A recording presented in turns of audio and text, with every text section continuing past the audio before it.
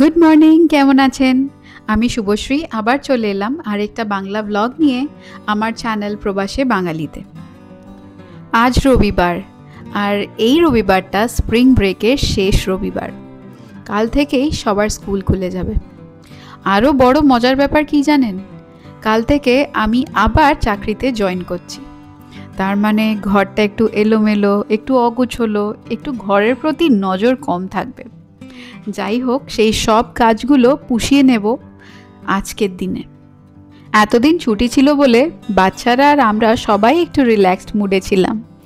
একটু ঘুরতে যাওয়া, একটু বাইরে হাঁটা। আপনারা তো দেখেইছেন জয়ী বাড়িতে থাকলে কত বাইরে একটু হাঁটতে যেতে ভালোবাসে।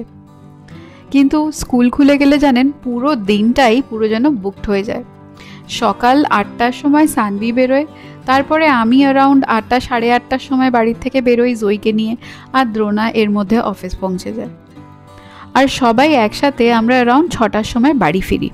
জানেন, আমি বাইরে বেরোতে শুরু করলেই উইকের মধ্যিখানে কোনো রকমই ঘরের এক্সট্রা কাজ করার একটুও সময় থাকে না। তাই আজকের প্ল্যান হলো সব কিছু উইকের জন্য রেডি করে রাখা। দ্রোনা এখানে রান্না করছে। মোটামুটি ধরুন এই বুধ থেকে বৃহস্পতিবার অবধি এই রান্না দিয়েই আমাদের খাওয়া হয়ে যাবে। শুধু বাচ্চাদের জন্য একটুখানি ভাত আর ডাল রেগুলার করে নিলে মোটামুটি আমাদের খাওয়ার ব্যবস্থা হয়ে যাবে। আজকে দুপুরে লাঞ্চ করার পর ভাবছি যতগুলো খাবার বেঁচে যাবে সব পুরো উইকের জন্য মিল প্রেপ করে ফ্রিজে রেখে দেব। তাহলে রোজ জাস্ট একটা করে বক্স বার করা আর খাওয়া। জানেন, আমার ফ্রিজে রাখা খাবার এতটা খেতে একদমই ভালো লাগে না, কিন্তু কি করব, টেস্ট চেঞ্জ হয়ে গেলেও সময়টা যে কম। তাই জন্য আমার আর দ্রোনার খাবারটা এরকম প্রিপেয়ার করে রাখলে শুধু বাচ্চাদের খাবার বানানোটা যেন কোনো ব্যাপারই না প্রত্যেক দিন। তাই আজকে মোটামুটি মাছ, মাংস, সবজি, ডাল সব কিছুই প্রায় রান্না করে ফেলেছি, যাতে সপ্তাহে ঘুরিয়ে ফিরিয়ে খাওয়া যায়। জানেন, এই স্প্রিং ব্রেকটা শেষ হলে শুধু স্কুলই খুলবে না, সানভির কারাটে ক্লাসেসও আবার স্টার্ট হয়ে যাবে। আর ওর কারাটে ক্লাস স্টার্ট হলেই একটা পরীক্ষা আছে, যেটাতে ওর বেল্টের কালার চেঞ্জ হবে। হ্যাঁ, ওদেরকে মোটামুটি এভরি 3 মান্থস একটা পরীক্ষা দিতে হয়, যাতে ওদের বেল্টটা চেঞ্জ হয় আর ওরা একটা সার্টিফিকেটও পায়।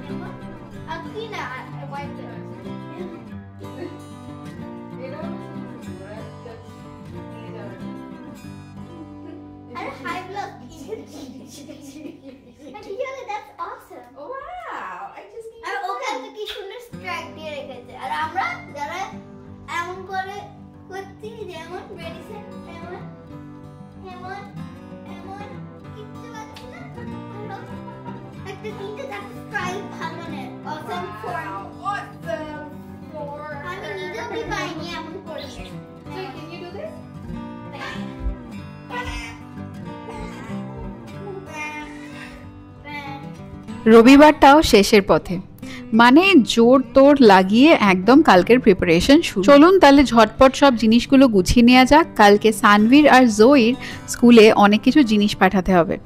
চলুন তাড়াতাড়ি রেডি করে নিই। জয়ী যেহেতু ডে কেয়ারে যায়, ওকে অনেকগুলো জিনিস দিয়ে পাঠাতে হয়, যেরকম ওর ডাইপার, ওর ওয়েট ওয়াইপস, ওর এক্সট্রা জামা কাপড় সব খুব সুন্দর করে গুছিয়ে নামটাম লিখে তারপরে ওর জন্য পাঠাতে হয়। স্প্রিং ব্রেকের আগে যে এক্সট্রা ক্লোথসগুলো দিয়েছিলাম ওগুলো ওরা বাড়ি ফেরত পাঠিয়ে দিয়েছিল, কেন কি ওগুলো ছিল শীতের কাপড়। আর স্প্রিং ব্রেকের পর মোটামুটি ইউএসএতে গরম পড়ে যায়, তাই জন্য এখন একটু হালকা গরমের কাপড় পাঠাতে হবে। এই একটা বক্স পেয়েছি খালি, চলুন এটার মধ্যেই সব কিছু গুছিয়ে ফেলি। জানেন, জয়ী বক্সগুলোর ভিতরে ঢুকে খেলতে খুব ভালোবাসে, কেন কি সানভি ওকে শিখিয়েছে। তো চলুন আস্তে আস্তে এবারে কিছু জিনিস জয়ীর জন্য গুছিয়ে ফেলা যাক। জয়ীর জিনিসের উপরে নাম লেখার কাজটা দিদি নিয়েছে।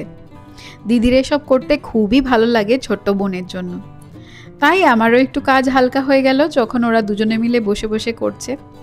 আর দেখুন, যখনই সানভির হাতে একটা পেন দেখেছে জয়ী দেখে খুব এক্সাইটেড, আর ওর থেকে বারবার নিয়ে নেওয়ার চেষ্টা করছিল। তাই ওকে একটা পেপার আর একটা পেন দিয়ে বসিয়ে দিয়েছি, সে খুব আনন্দ করেই লিখছে তার মধ্যে।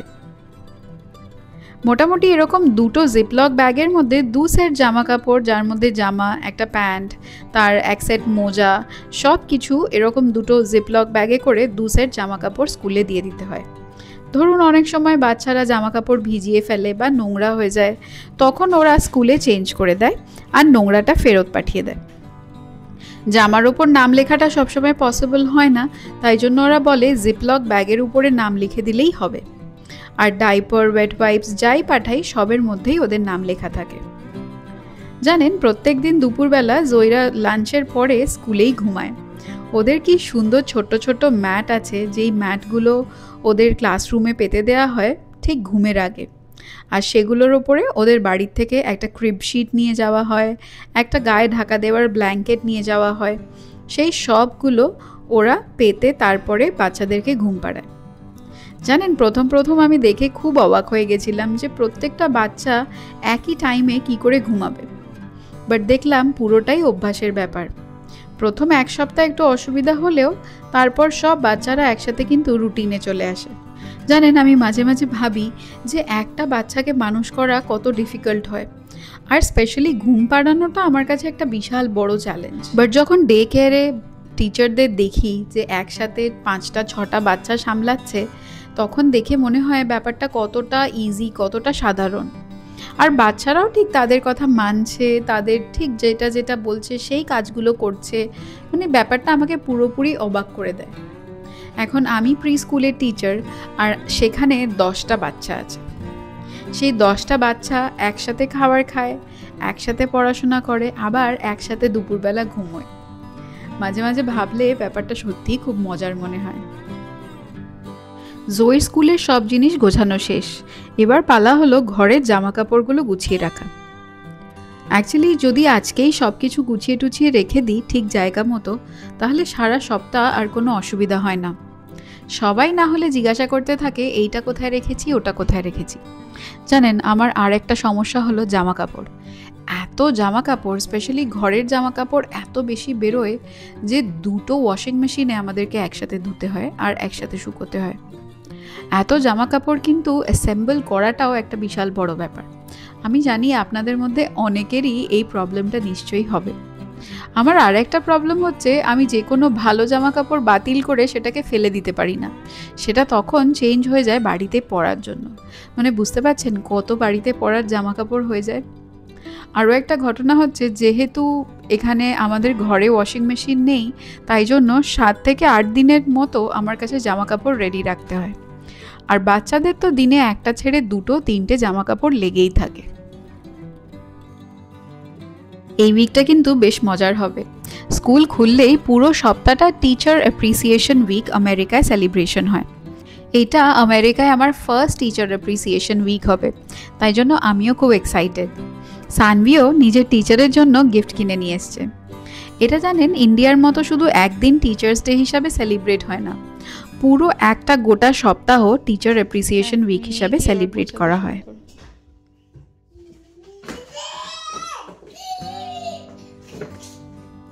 দেখাও আমাদেরকে কি ডায়েরিটা কেমন।